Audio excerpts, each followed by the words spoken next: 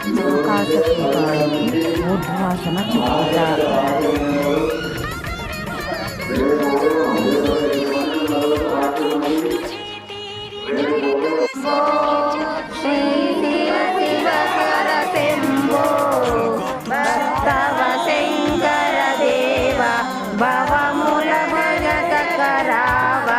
నరహర శివ శంభో హారతి గై కొనుమా గంగాధర శివ శంకర భవతే.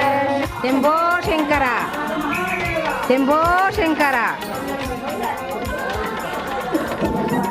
లాస్ట్ రోజు ఉద్వాసన